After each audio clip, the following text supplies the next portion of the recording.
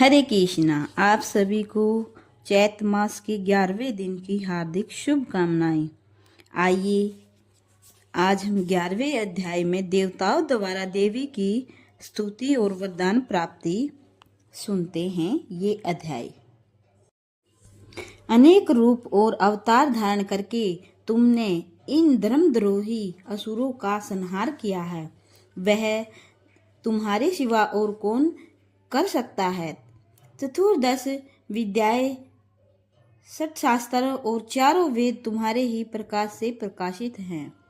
उनमें तुम्हारा ही वर्णन है। जहाँ राक्षस, भूत, प्रेत, विषैले सर्प, व्याधियाँ और शत्रुगण हैं, वहाँ और समुद्र के बीच में भी तुम साथ रहकर इस विषय की रक्षा करती हो। हे विशेश्वरी, तुम विषय का पालन करने वाली विषव रूपा हो, इसलिए संपूर्ण विषयों को धारण करती हो। इसलिए ब्रह्मा, विष्णु और महेश की भी वंदनीय हो। जो भक्ति पूर्वक तुमको नमस्कार करते हैं वह विश्व को आश्रय देने वाले बन जाते हैं। हे देवी, तुम प्रसन्न हो और असुरों को मारकर जिस प्रकार हमारी रक्षा की है, ऐसे ही हमारे शत्रुओं से सदा हमारी रक्षा करती रहो। संपूर्ण जगत के पाप नष्ट कर दो और पापों तथा उनके फल स्वरूप होने वाली महामारी आदि बड़े बड़े उपद्रवों को शीघ्र ही दूर कर दो। विषयों की पीड़ा हरने वाली देवी, अपनी शरण में पड़े हुए पर प्रसन्न हो। त्रिलोक निवासियों की पूजनीय परमेश्वरी, हम देवों को वरदान दो। देवी ने कहा, हे देवताओं, मैं तुमको वर देने के लिए तैयार हूँ। आपकी जैसी इच्छा हो वैसा वर मांग लो, मैं तुमको दूंगी। देवताओं ने कहा, हे सर्वेश्वरी, त्रिलोकी के निवासियों की समस्त पीड़ाओं को तुम इसी प्रकार हरती रहो और शत्रुओं को इसी प्रकार नष्ट करते रहो। देवी ने कहा, 28वें युग में दो और महाअसुर शुंभ और निशुंभ उत्पन्न होंगे। उस समय मैं नंद गोप के घर में यशोदा के गर्भ से उत्पन्न होकर विंध्याचल पर्वत पर शुभ और निशुभ का संहार करूंगी। फिर अत्यंत भयंकर रूप से पृथ्वी पर अवतीर्ण होकर मैं वेप्रचित नामक दानवों का नाश करूंगी।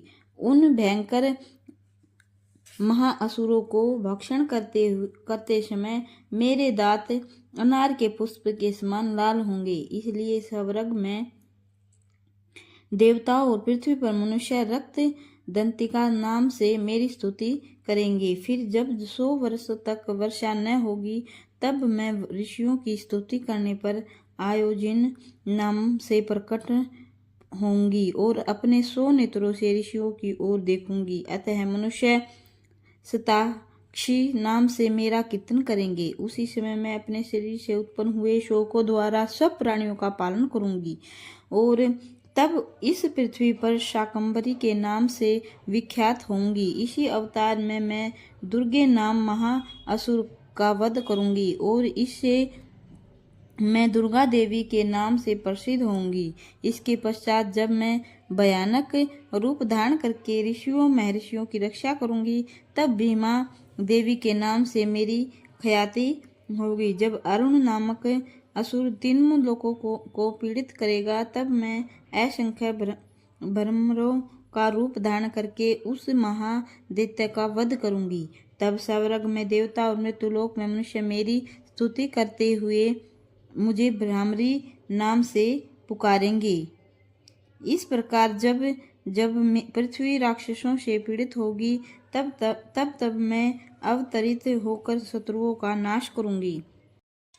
देवी बोली, हे देवताओं, जो मनुष्य इस स्तोत्रों द्वारा एकाग्रचित होकर मेरी स्तुति करेगा, मैं उसके संपूर्ण कष्टों का निसंदेह हर लूंगी। मधु के टप के नाश, महिषासुर के वध और शुंभ तथा निशुंभ के वध की जो मनुष्य कथा कहेंगे, मेरे महात्म्य को अष्टमी, चतुर्दशी व नवमी के दिन एकाग्रचित से भक्ति पूर्वक सुनेंगे, उनको कभी कोई पाप न रहेगा। पाप से उत्पन्न हुए विपत्ति भी उनको न सताएगी। उनके घर में दरिद्रता न होगी और न उनको परिजनों का बिछोह ही होगा। उनको किसी प्रकार का भय न होगा। इसलिए प्रत्येक मनुष्य को भक्ति पूर्वक मेरे इस कल्याणकारक महात्म्य को सदा पढ़ना और सुनना चाहिए। मेरा यह महात्म्य महामारी से उत्पन्न हुए संपूर्ण उपद्रवों को एवं सभी प्रकार के उत्पादों को शांत कर देता है। जिस घर में, मंदिर में या अन्य स्थान पर मेरी यह सप्तशती विधि पूर्वक पढ़ी जाती है, उस स्थान का मैं कभी भी त्याग नहीं करती। वहाँ सदा ही मेरा निवास रहता है। बलिदान, पूजा, होम तथा महोत्सवों में मेरा यह चरित्र पढ़ना तथा सुनना चाहिए। ऐसा हवन या पूजन मनुष्य चाहे जानकर या बिना जाने करे, मैं उसे तुरंत ग्रहण कर लेती हूँ। शरद काल में प्रत्येक वर्ष जो महापूजा की जाती है, उनमें मनुष्य भक्ति पूर्वक मेरा यह महात्म्य सुनकर सब विपत्तियों से छुटकारा पाता है और धन धान्य तथा पुत्रादि से संपन्न हो जाता है। मेरे इस महात्म्य वे कथाओं को सुनकर मनुष्य युद्ध में निर्भर हो जाता है। महात्म्य का श्रवण करने वालों के शत्रु नष्ट हो जाते हैं, कल्याण की प्राप्ति होती है और उनका कुल आनंदित रहता है।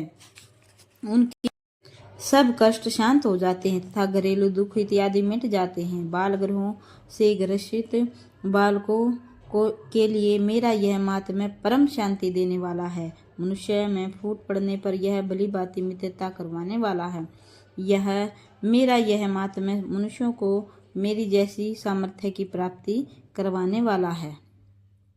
पुष्प, अर्घ, धूप, गंध, दीप इत्यादि सामग्रियों द्वारा पूजन करने से, ब्राह्मण को भोजन करा के, हवन करके, प्रतिदिन अभिषेक करके, नाना प्रकार के भोगों को अर्पण करके जो मेरी आराधना की जाती है, उसे मैं जैसी प्रसन्न होती हूँ, वैसी ही प्रसन्न मैं इस चरित्र के सुनने से हो जाती हूँ। यह महात्म्य श्रवण करने पर पापों को हर लेता है तथा आरोग्य प्रदान करता है। मेरे कीर्तन दुष्ट प्राणियों से रक्षा करता है। इसके सुनने से मनुष्य को शत्रुओं का भय नहीं रहता। हे देवताओं, तुमने तथा ब्रह्मा जी ने मेरी जो स्तुति की है, वह मनुष्यों को कल्याणमयी बुद्धि प्रदान करने वाली है। बोलिए जय माता दी।